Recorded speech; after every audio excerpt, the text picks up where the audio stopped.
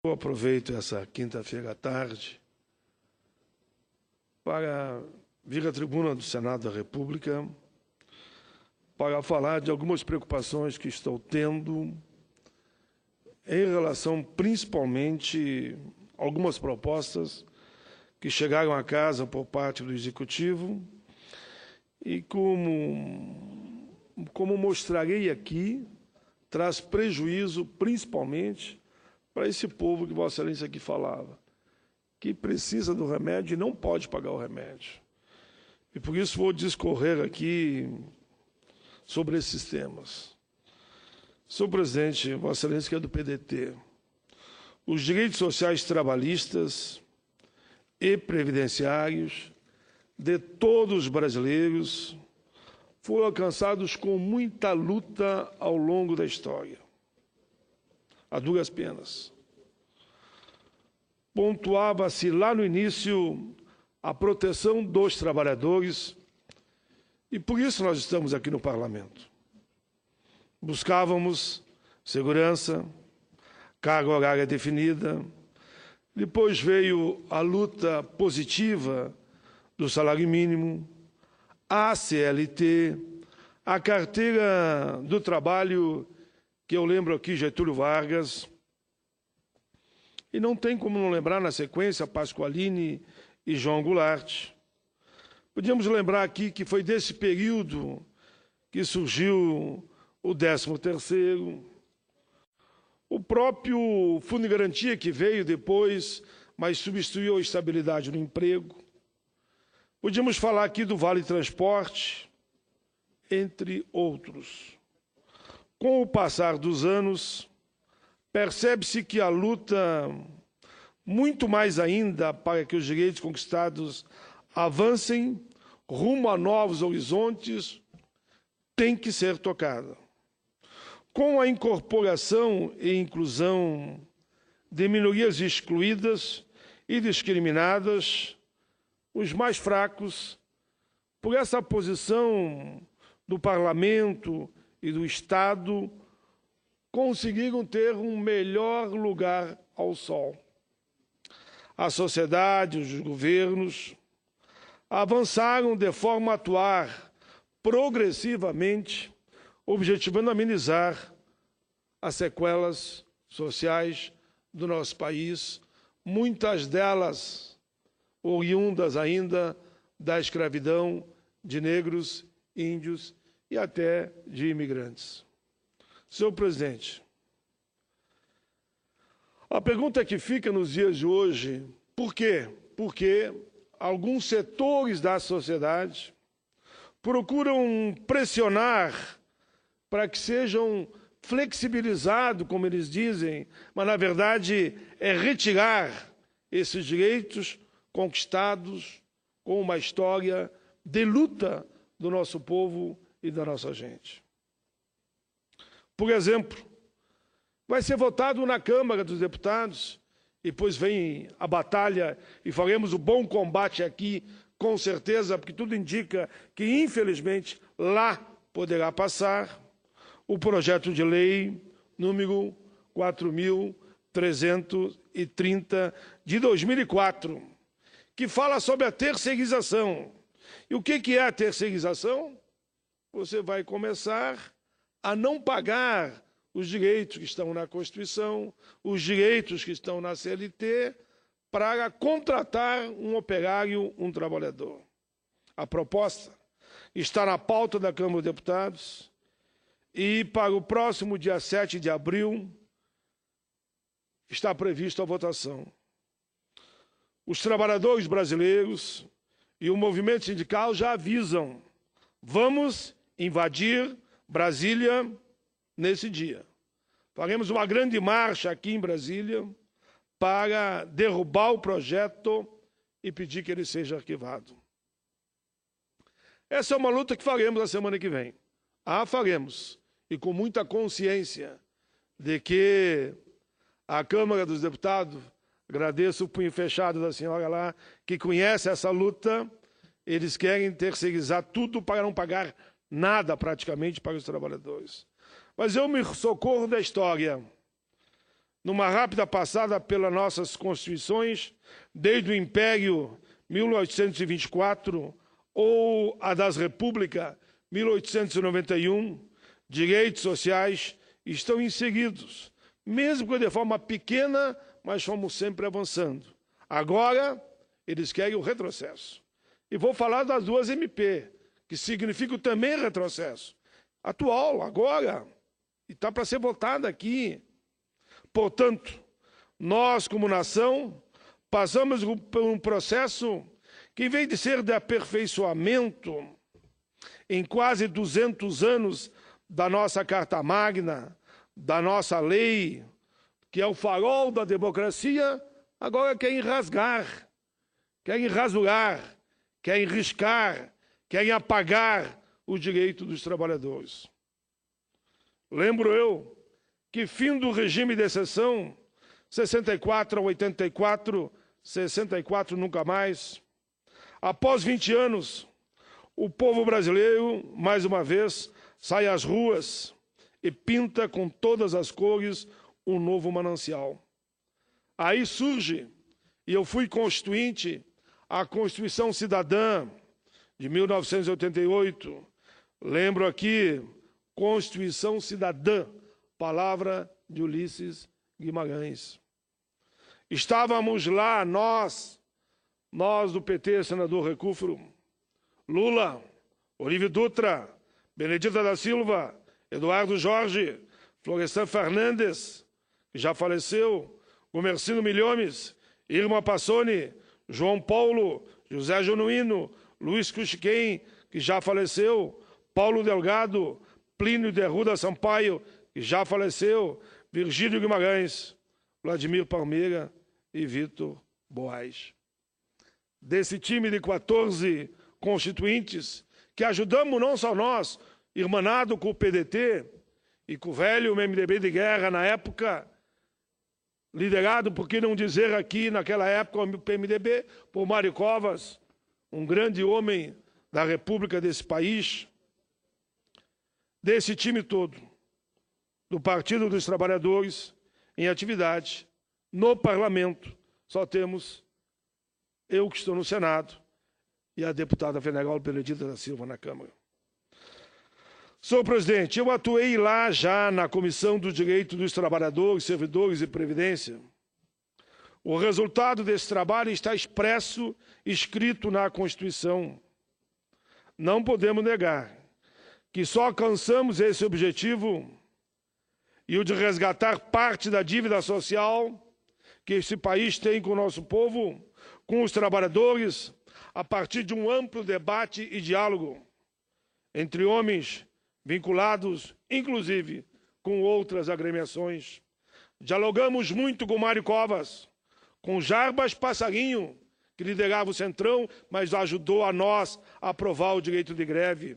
Nelson Jobim, Fernando Henrique, que foi presidente da República, ex-presidente Fernando Henrique, Alceni Guerra, que foi ministro, Luiz Inácio Lula da Silva, lembro aqui também, ex-presidente da República. Senhor presidente, eu lembro também de alguém que ajudou nessa construção da democracia em momentos bonitos que passamos. Não tem como, nessa minha retrospectiva, que eu vejo como um filme passando na minha frente, eu não lembrar de Tancredo Neves. Tancredo Neves, no dia 15 de janeiro de 1985, portanto, há 30 anos, em seu discurso, após sua eleição à presidência da República no colégio eleitoral, disse as seguintes palavras: o entendimento nacional não exclui o confronto das ideias, o debate duro, a defesa de doutrinas, política divergente, a pluralidade de opiniões. É isso que eu peço, é isso que eu gostaria de ver no parlamento, sem desnivelar o debate, olhando somente quem vai ser candidato a isso, ou aquilo, ou colar, mais hoje, mais amanhã, e abandonando as grandes causas que norteiam a própria democracia. Senhor presidente, não pretendemos que signifique, para alguns, um debate morno, o debate da capitulação. Posições antagônicas fazem parte da boa construção que surgirá do enfrentamento político.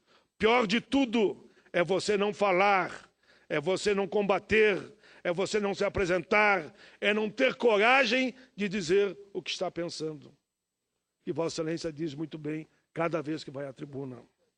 É muito fácil só ficar dando uma de avestruz, bota a cabeça na areia, deixa a tempestade passar. Não é comigo, mas é com nós, sim, senhores. Nós, homens públicos, temos essa responsabilidade. O entendimento de uma discussão ampla em nome do Brasil se faz em torno de razões grandes e não pequenas, em razões maiores, as da preservação da integridade do povo brasileiro e da própria soberania nacional. Eu digo, senhor presidente, para nós é sagrado o direito dos trabalhadores, daqueles que são discriminados, dos aposentados, dos deficientes, das mulheres, das crianças, dos índios, dos negros, dos brancos, dos pobres e dos mais humildes. A boa luta que tanto pregamos e às vezes não somos entendidos e a colocamos em prática requer, sim, boa vontade, diálogo franco e aberto e coragem de dizer o que pensa. Assim, senhor presidente, e por isso dirijo o meu pronunciamento nessa tarde de segunda-feira, assim uma discordância desse parlamentar com algumas medidas tomadas recentemente pelo governo que eu faço parte. O próprio movimento sindical e social, por unanimidade, discorda das MPs, as quais vou discorrer nesse momento. Me digam uma única entidade nesse continente, que é esse país chamado Brasil, pela expansão territorial, que concorda com a medida provisória 664 e 665. Alteram e retiram conquista do passado, como o seguro-desemprego.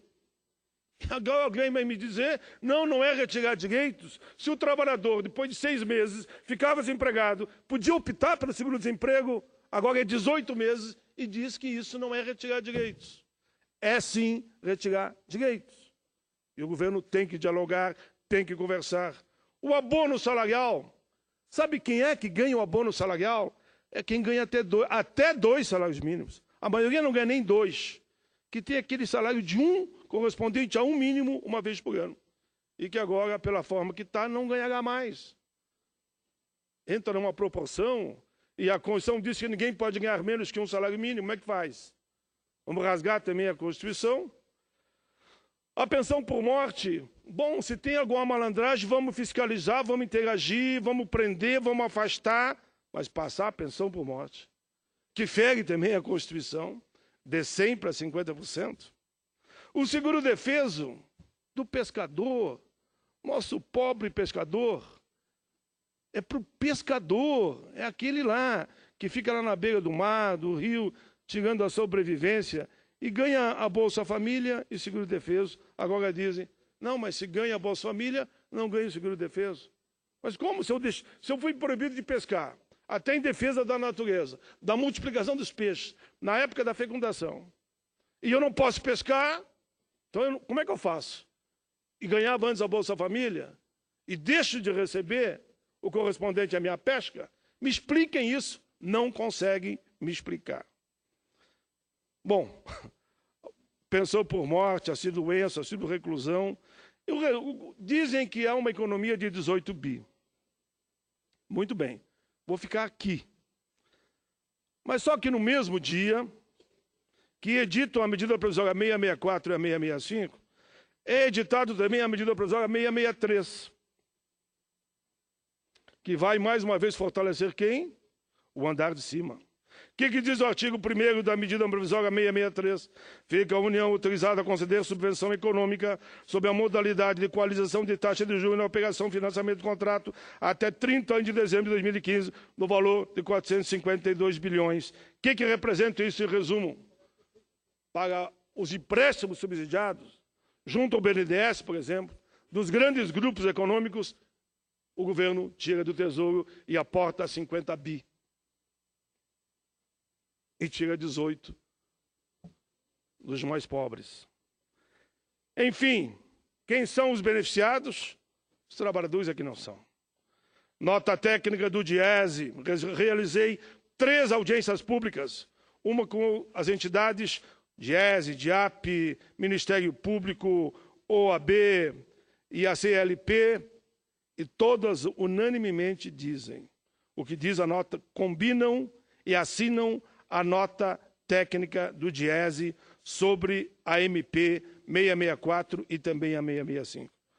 Diz eles, não é eu que estou dizendo, por mais que aleguem que não há retirada dos trabalhadores, do direito dos trabalhadores, as novas regras limitam o acesso de milhões de brasileiros a esses benefícios.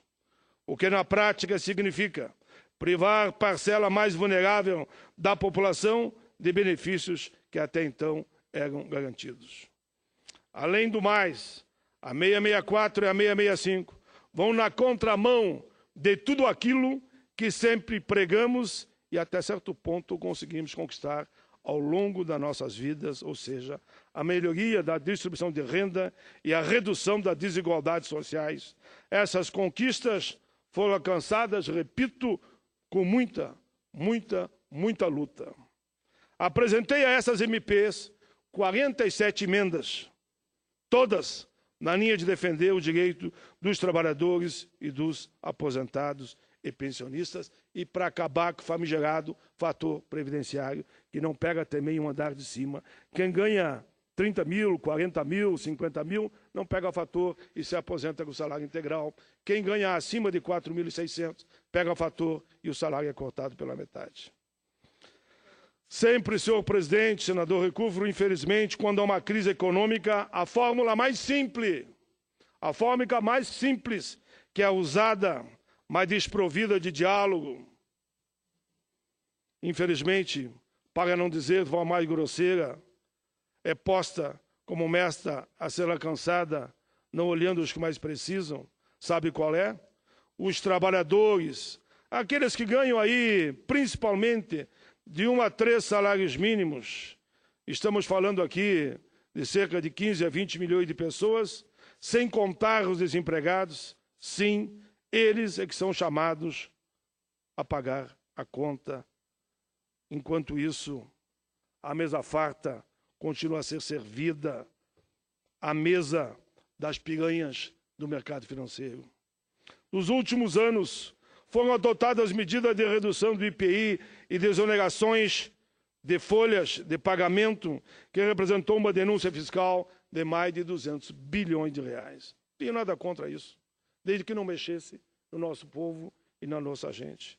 Outra medida retirou 78,7 bilhões. Tenho nada contra isso, desde que não mexessem, como estão fazendo agora, no interesse dos mais pobres. Não vou nem me aprofundar nos bilhões e bilhões de propinas, de corrupção, dinheiro desviado dos cofres públicos. Sabemos que isso não é de agora, mas os culpados, seja do passado ou do presente, que paguem e devolvam aos cofres públicos a apropriação indevida. Cito aqui o recente caso da Operação Zelotes, com desvios de 19 bilhões da Receita Federal. Não concordamos com a mudança de rumo, senhor presidente, por exemplo, da questão do indexador da dívida do Estado, que trará benefícios praticamente a todos os estados. Fizemos um longo debate aqui.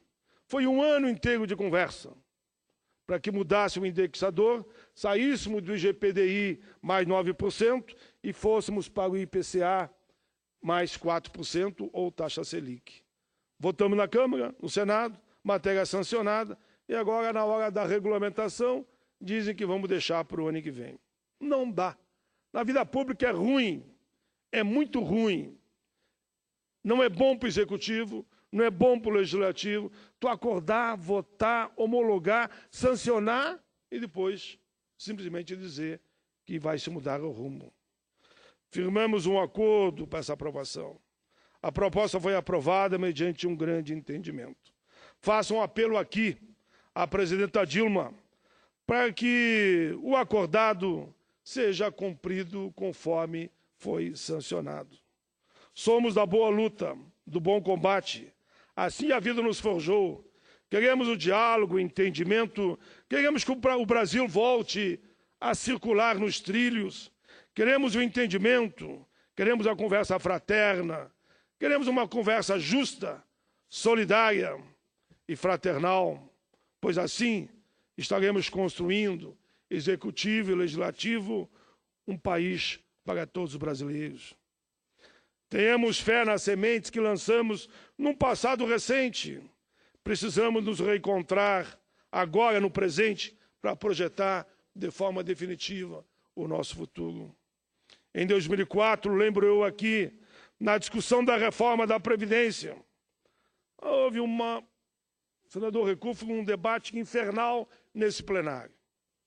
Conseguimos construir, dialogando com o presidente Lula, o que chamamos da PEC paralela. Houve a negociação. E a PEC paralela foi aprovada nesse parlamento. E foi executada, melhorando a vida em muito dos assalariados brasileiros, mediante esse acordo que fizemos. Mas o governo dialogou.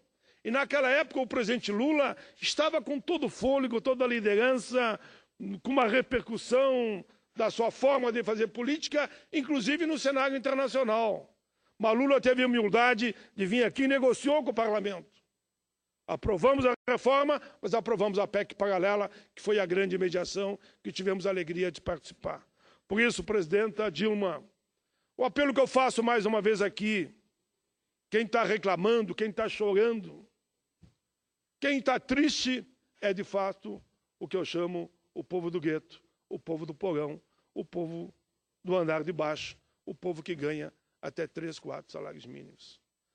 É preciso negociar essas duas PECs. Não adianta alguns ministros dizerem, não vamos negociar, vamos aprovar como está.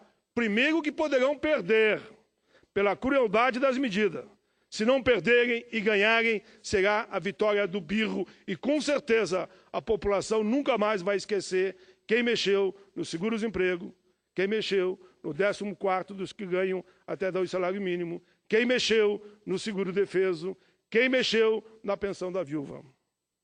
Quando nós podemos aqui construir um grande acordo, inclusive retirando esse famigerado fator previdenciário que vem de outros governos, mas que a gente até hoje não mexeu.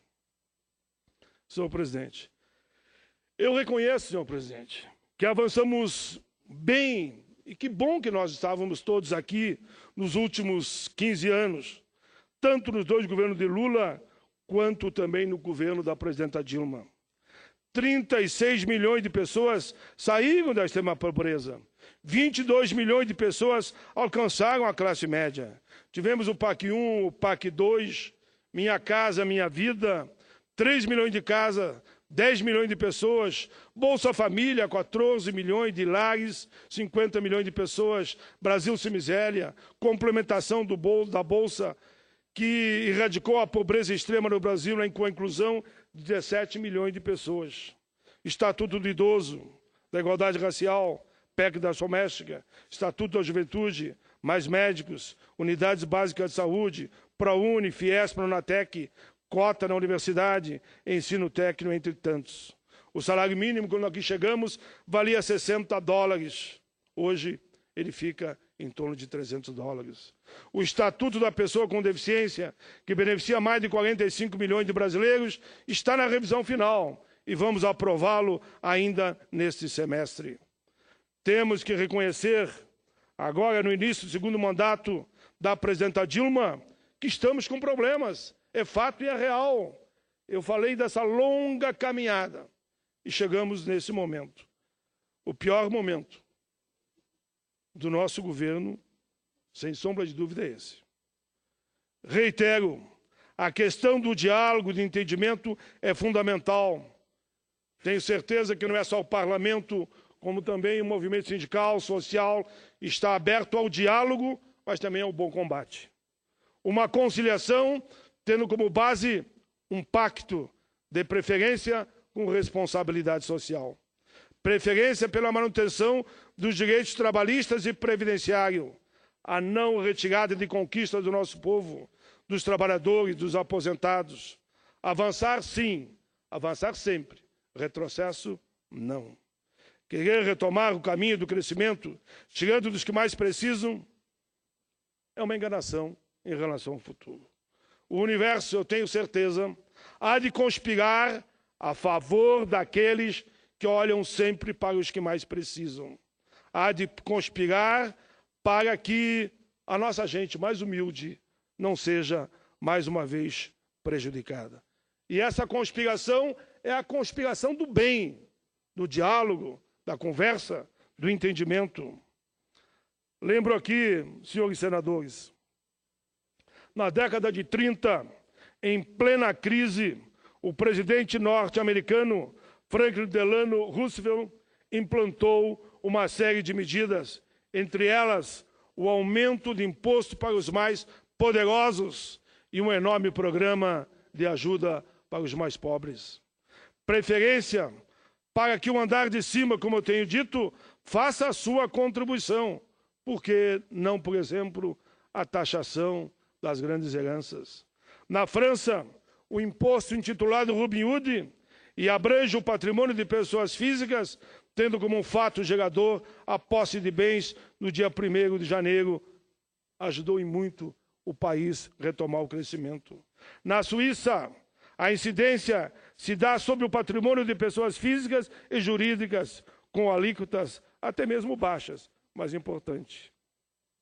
Na Áustria, o imposto é pago sobre a renda, tendo em vista que as alíquotas também são baixas e não superiores a 1%. Enfim, o mundo olha de uma forma solidária dos ricos para os pobres.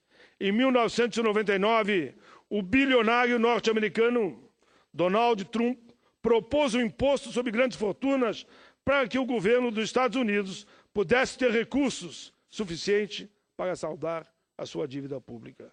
Passados 10 anos, outro bilionário, o investidor americano, revelou que sua secretária pagava proporcionalmente mais imposto do que ele.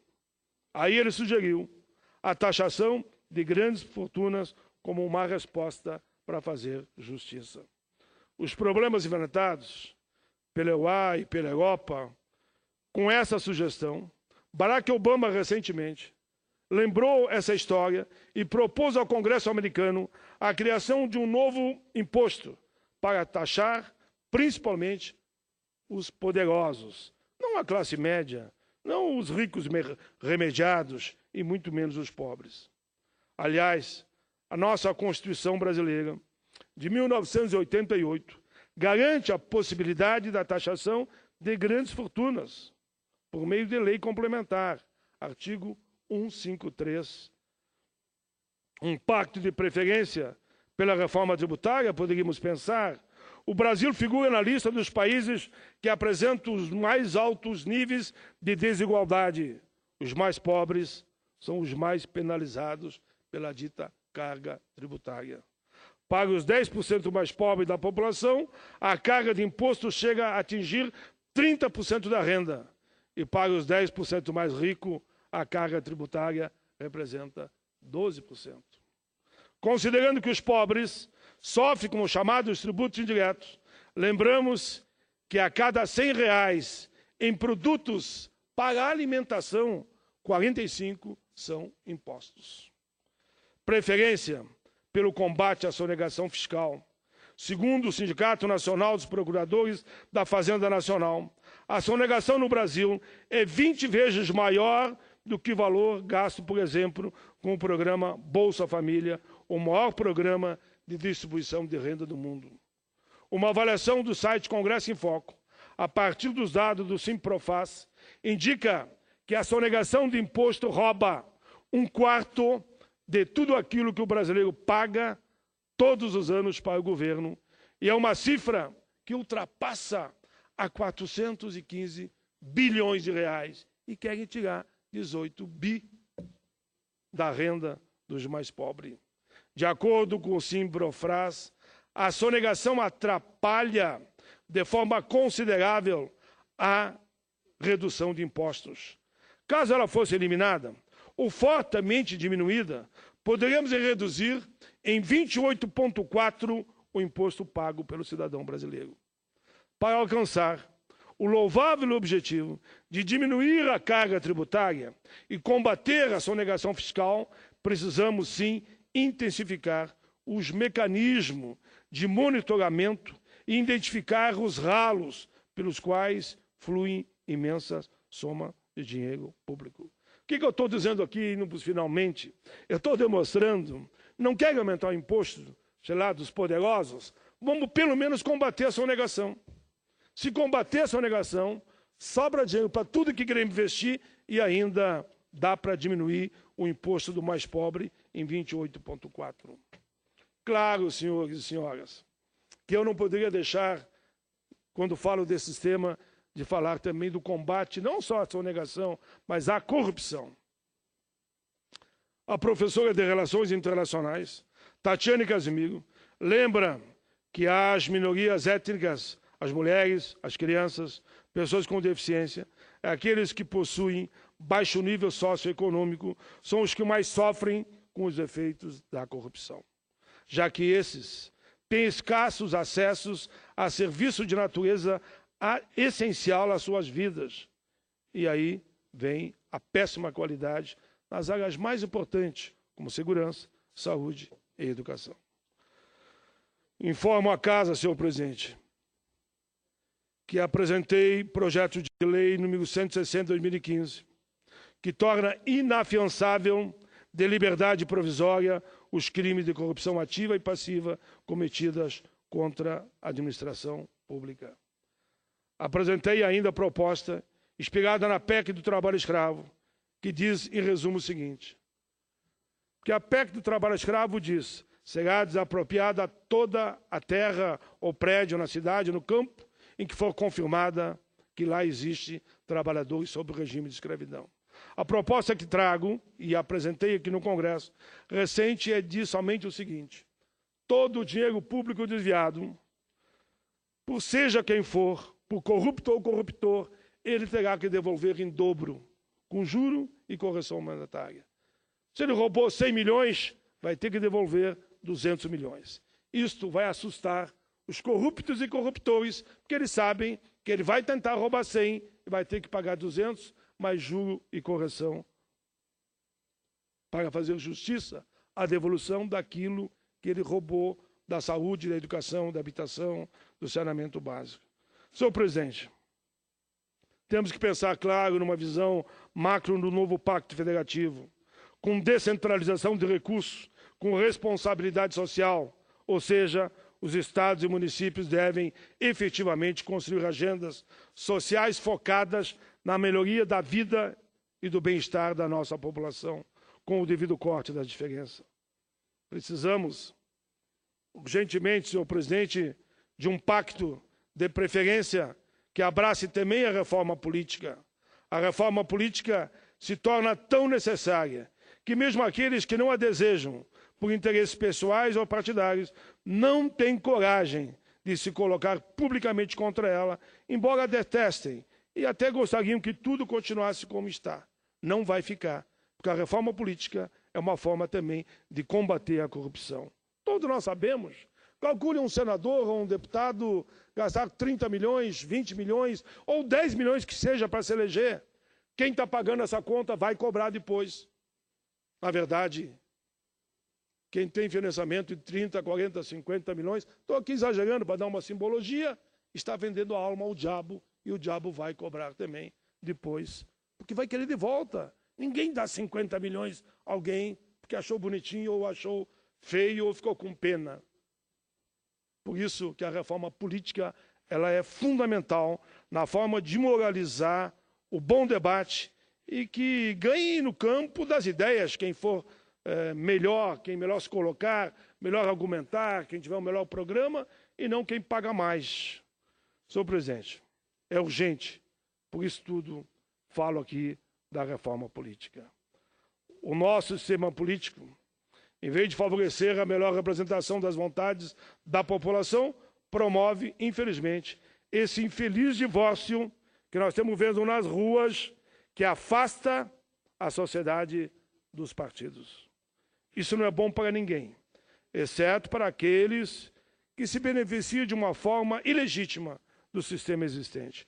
O povo tem razão, por isso tem que haver mudanças, para que a gente possa se aproximar do povo e o povo se aproximar de nós outros. A sociedade precisa valer os seus direitos e cobrar da classe política a aplicação de suas promessas para ver seus anseios respondidos. A sociedade cobra e com razão. O primeiro desses movimentos, em minha opinião, deve ser justamente tornar o voto facultativo em primeiro lugar. Porque depois vem o voto, que é um direito do povo e um dever. O povo tem que votar como um direito e não por uma obrigação. Por isso, na maioria dos países do mundo, se eu não me engano, só existe 10 países do mundo avançado que ainda o voto é obrigatório. Também considero uma ilusão acreditar que o voto obrigatório possa gerar avanço politicamente correto, uma evolução do povo. Eu acho que o voto não obrigatório é que vai fazer que o povo vote consciente, porque está indo votar, e o político vai ter que conquistá-lo para ele ir lá votar. O que torna as pessoas mais conscientes, senhor presidente, e participativa é a educação, é o crescimento, é direitos e deveres que nós, no longo das nossas vidas, vamos aprendendo e participando com todos. É certo que o voto facultativo melhora a qualidade do pleito pela participação de eleitores conscientes e motivados, cientes da importância do voto que eles estão dando. Uma medida importante também numa reforma do sistema eleitoral brasileiro é a adoção do voto digital, no meu entendimento, misto. Vejo duas vantagens principais nesse modelo. Ele aproxima o eleitor e de seus representantes e fortalece os partidos numa visão mais estadual. Defendo um mandato de 5 anos para todos, executivo e para o legislativo. No caso do executivo, reafirmo que eu sou contra a reeleição. Mas acho que tanto o Senado, Câmara, deputados, vereadores, o mandato deveria ser de 5 anos para todos. E para o executivo, eu defendo a não reeleição. Outro passo importante para o aprimoramento do sistema da política nacional seria mover a adoção de listas, mas listas com somente 50% dos candidatos indicados pela sua agremiação. Os outros 50% é permitir que os candidatos com apelo popular, indicado pela população, tenham o direito a disputar e se eleger de vereador a presidente da República. Tenho, senhor presidente, preocupações com a questão da lista fechada, que a lista fechada vai dificultar e muito o surgimento de lideranças populares. Senhor presidente, eu estou indo por finalmente. Quero ainda citar um outro aspecto que defendo numa reforma política que se refere ao financiamento das campanhas de forma mais clara. Acho que o financiamento da campanha, para mim, devia ser público, mas percebo que muitos não entendem essa história de financiamento público, porque achando que vai faltar dinheiro para a educação, para a saúde e para a habitação. Mas eles talvez não sabem que quem financia a campanha via grandes grupos econômicos, de uma forma ou de outra, ele está se apropriando do dinheiro público.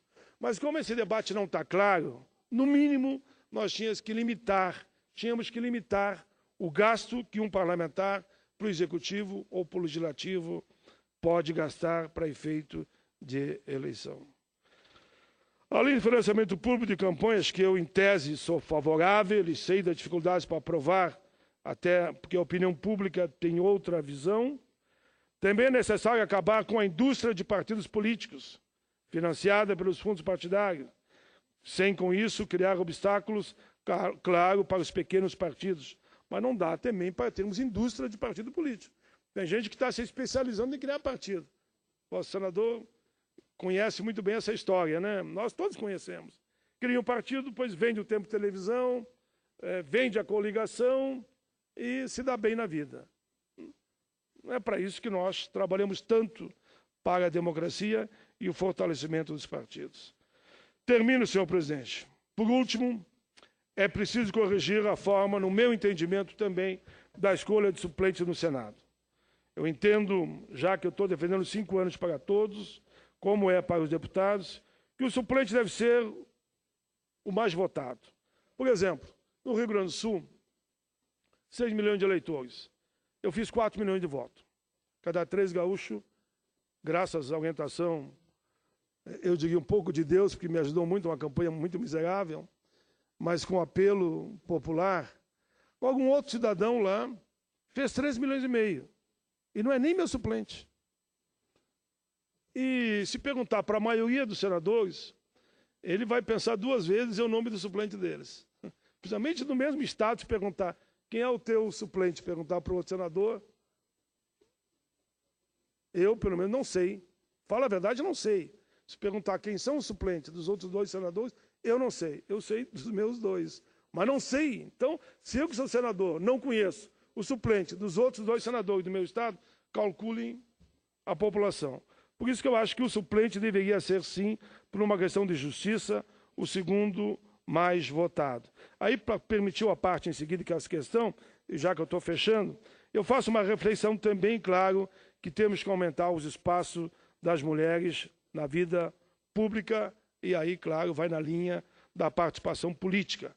Acho também que esse é um debate, eu sei que é mais delicado, mas devia ser olhado com mais carinho pelos partidos a participação dos negros na vida política partidária, porque, infelizmente, os negros são 51% da população, que seja 50%, não são 5%. Não são 5% se pegarmos o universo a nível nacional, entre vereadores, prefeitos, governadores, deputados e senadores. Temos que ter, e eu não quero também ser daqueles que não paem tudo que é cota. Não é isso. Mas nós temos uma obrigação muito grande dos partidos políticos trabalharem mais com negros, com brancos, com índios, com pessoas com deficiência, de forma tal que o Congresso Nacional seja, de fato, um corte da população brasileira e não somente de um único